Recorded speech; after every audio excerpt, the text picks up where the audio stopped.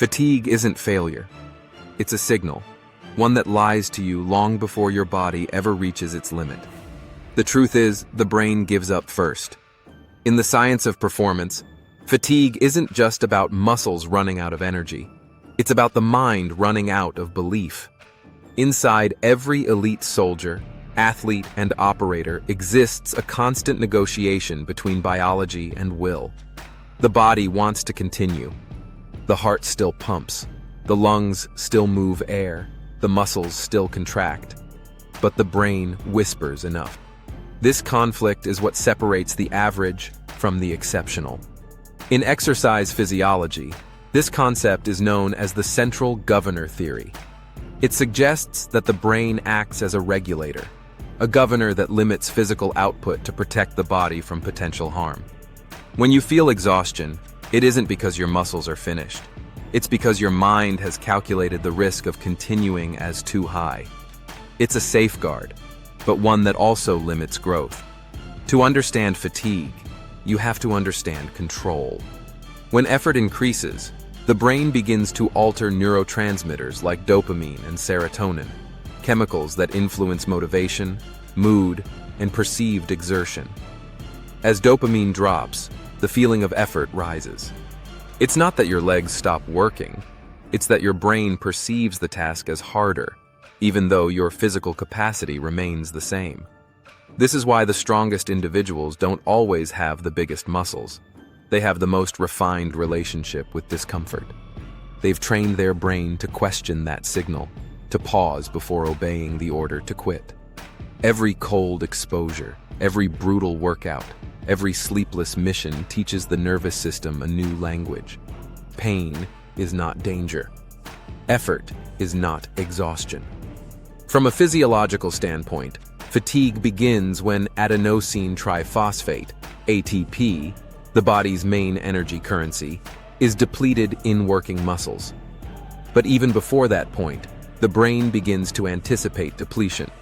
It predicts failure and creates the sensation of fatigue before it actually occurs. This is known as anticipatory regulation, the mind's way of rationing output to ensure survival.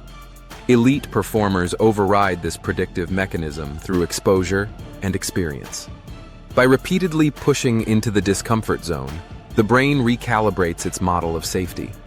It learns that the threshold for danger is much higher than it once believed.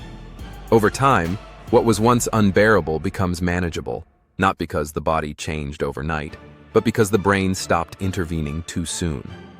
Studies from endurance athletes and special operations training programs show this effect clearly. During maximal effort tests, most participants reach failure at around 65 to 75% of their true physiological capacity.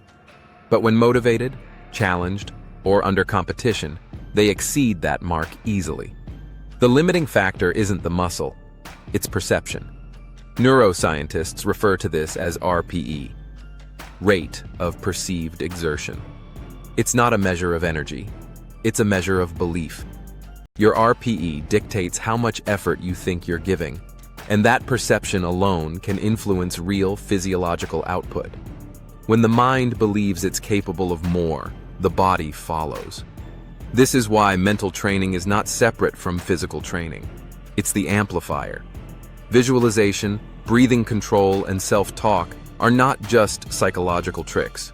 They're methods to directly influence neural signaling and endocrine response. A calm, focused brain releases less cortisol, maintains better oxygenation, and keeps the nervous system in the performance zone longer. Fatigue is also a function of focus. When the mind fixates on the pain, the signal amplifies. When it diverts attention through rhythm, breath, or purpose, the signal quiets. This is why warriors repeat mantras, why runners focus on cadence, why soldiers synchronize breath with movement. They're not ignoring fatigue, they're reframing it. Recovery plays a crucial role in this psychological war. Sleep, nutrition, and recovery breathing reset the neurochemical balance that fatigue distorts.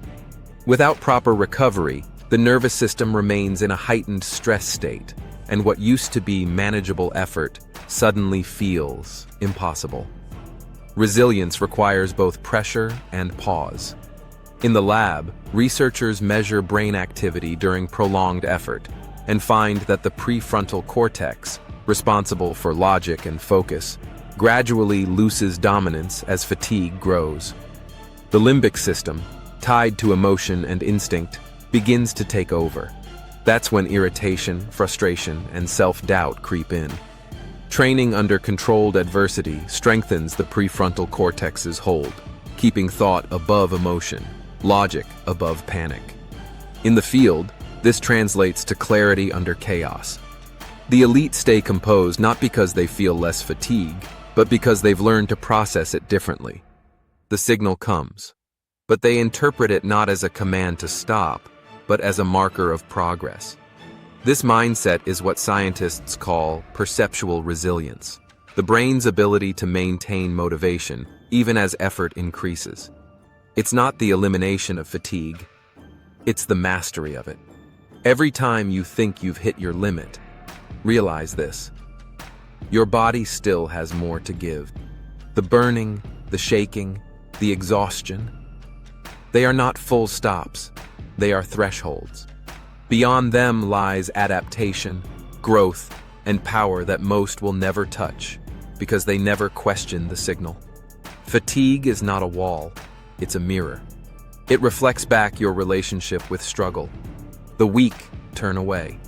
The disciplined stare into it until they see truth. Zeroed In teaches that fatigue is an illusion built from comfort and protection. It's the mind's first line of defense, but it's also the gatekeeper to potential. To break through it is to train both the muscle and the mind, to reprogram the governor that holds you back from your highest output. When exhaustion whispers stop, remember, that voice isn't real. It's just your old limits begging to stay alive.